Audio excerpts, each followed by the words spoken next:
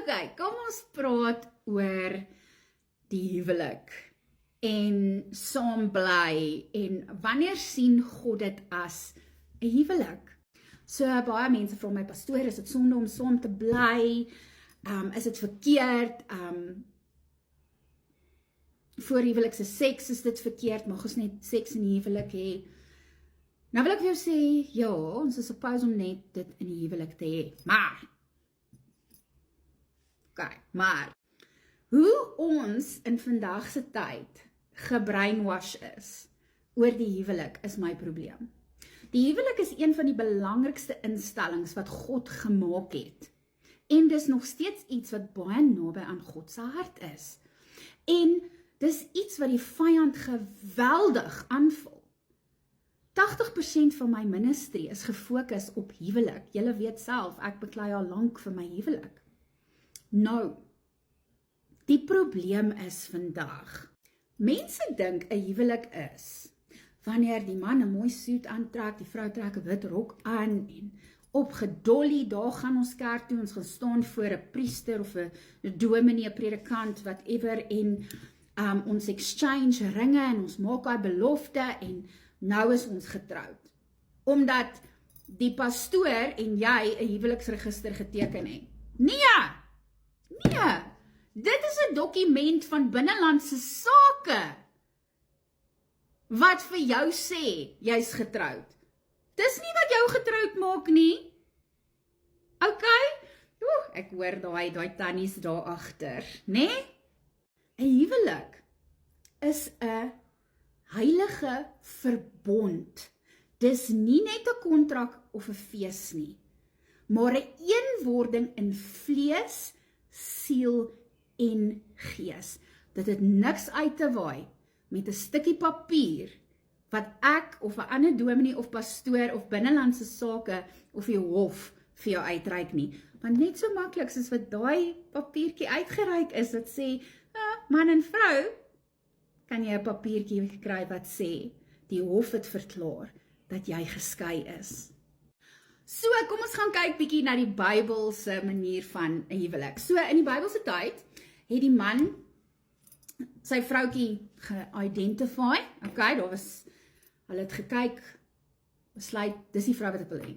Die man het gegaan en hy het om haar hand gevra, hy het die ouers gevra, en dan het hulle onderhandel, en daar was 'n bruidsgeskenk, of 'n bruidsprys gewees, soos 'n dowry, of labola, of wat ook al jy dit wil noem, en daar het hulle ooreengekom, en daar was 'n kontrak gemaak, okay?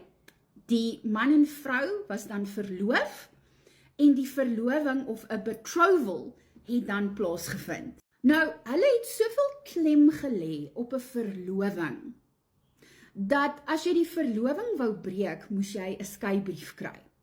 En dis hoekom Josef in Matteus 1 gesê het, hy wou Maria stilweg skei, al was hulle net verloof.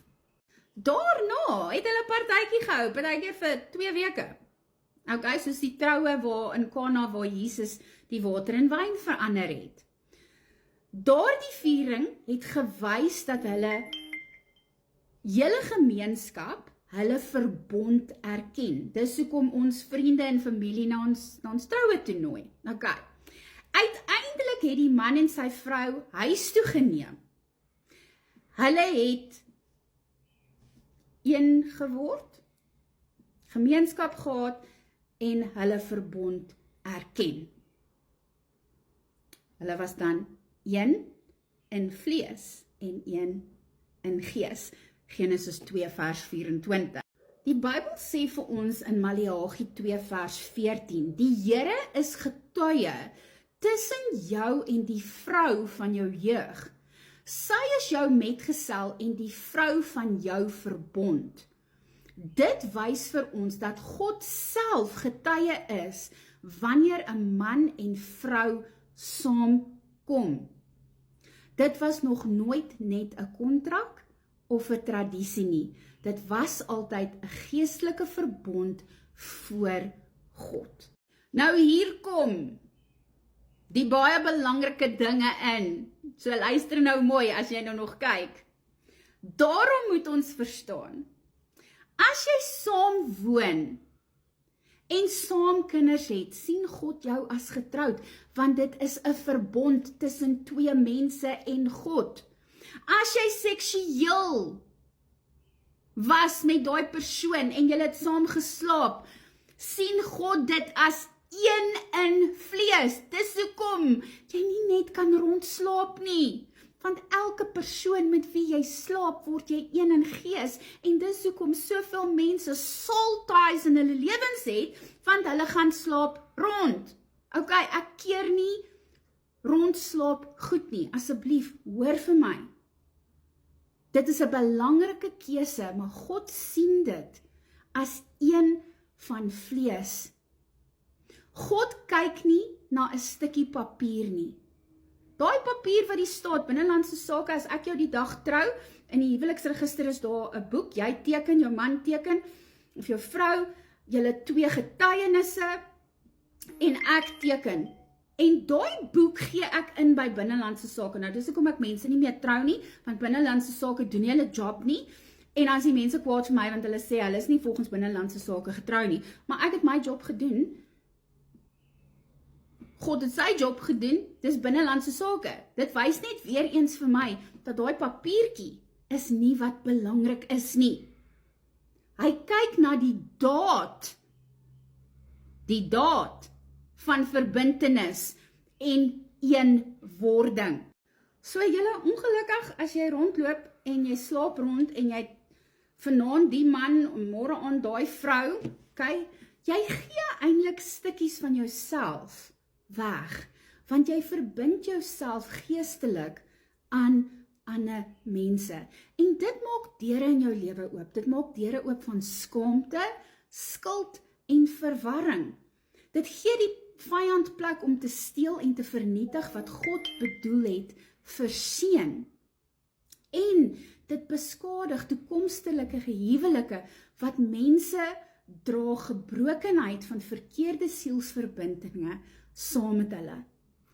It's harsh, but that happens. Die vyand haat die huwelik, want dit is 'n beeld van Christus in die kerk. Wat sê die Bybel vir ons? Die man moet sy vrou so lief hê, soos wat Christus die kerk lief gehad het. Hoe lief het Jesus ons? So lief dat hy sy lewe vir ons gegee het. Daarom probeer Satan dit verwoes.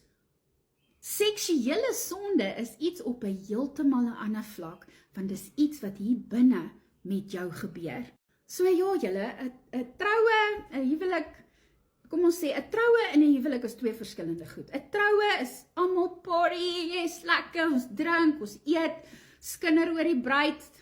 Dis altyd wat ek vir mense sê. Jy moet onthou, niemand gaan ooit happy wees nie. Okay, daar's maar altyd issues met troues. Jy kry 'n stukkie papier, maar daai stukkie papier beteken niks. Dit was van die begin af 'n heilige verbond. Twee word een van vlees en gees, en God self is die getuie. Of jy nou 'n groot seremonie gehad het of nie, as jy saam slaap, saam woon en saam kinders grootmaak, sien God dit as 'n verbond. Al is dit nie jou eie kinders nie. Okay, al is dit jou vrou se kinders en jy maak hulle groot, of jou man se kinders en jy maak hulle groot. God sien julle as man en vrou, want dit is 'n verbond. Ons moet ons huwelike eer, dit beskerm en heilig leef. Want deur ons huwelike wys ons vir die wêreld hoe Christus sy bruid liefhet. Dit is my deel met jou. Ek hoop hierdie het van julle se antwoorde of vrae beantwoord. Mag jy 'n wonderlike geseënde dag hê. Shalom.